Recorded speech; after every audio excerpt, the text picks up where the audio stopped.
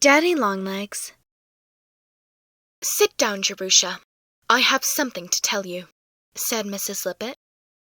Jerusha quickly sat down on the nearest chair and waited, feeling a bit nervous. An automobile flashed past the window. Mrs. Lippett glanced after it. "Did you notice the gentleman who has just gone?" "I saw his back." "He is one of our richest trustees and has given a lot of money to help the asylum. I can't tell you his name because he wants to remain unknown.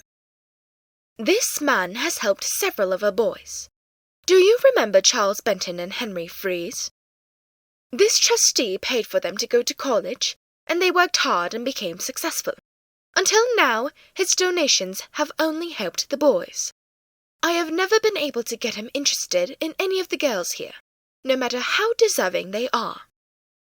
Today at the regular meeting, the question of your future was brought up. Usually, you know, the children are not kept after they are 16, but an exception was made in your case. You had finished our school at 14, and having done so well in your studies, though not always in your behavior, we decided to let you continue at the village high school. Now you are finishing there, and the asylum cannot support you any more. Normally, someone in your situation would start working, but you've excelled in certain subjects at school. Your English work has been particularly impressive. Miss Pritchard, who's on the visiting committee and also the school board, has spoken highly of you. She even read aloud an essay you wrote called Blue Wednesday. It felt like you weren't very grateful for making fun of the institution that has helped you so much. If your essay hadn't been funny, I doubt you would have been forgiven.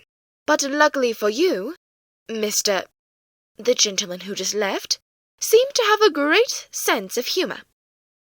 Because of that cheeky paper, he's offered to send you to college." "To college?" Jerusha's eyes grew big. Mrs. Lippett nodded. "He waited to discuss the terms with me. They are unusual. The gentleman, I may say, is erratic.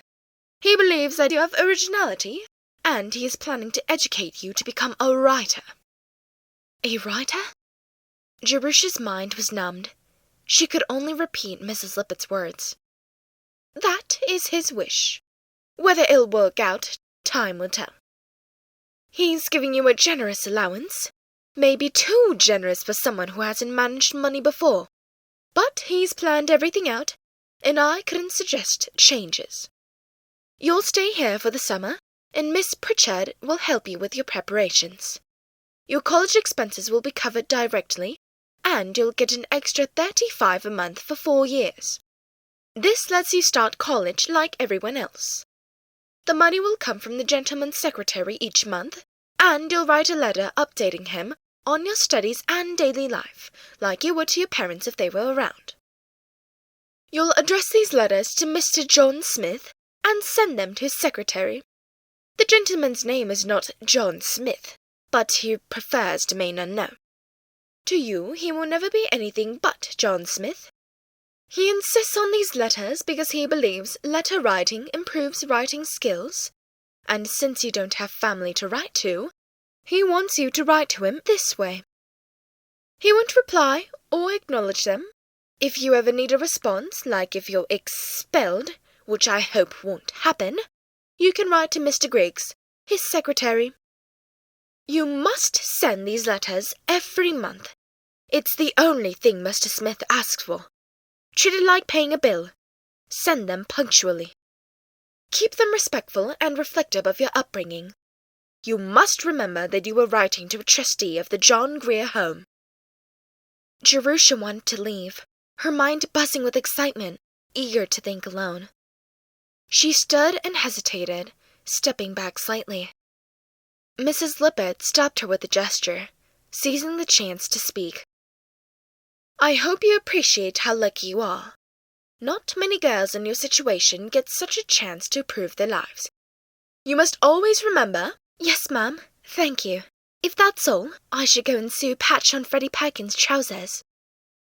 The door closed behind her, leaving Mrs. Lippett stunned. her speech left hanging in the air.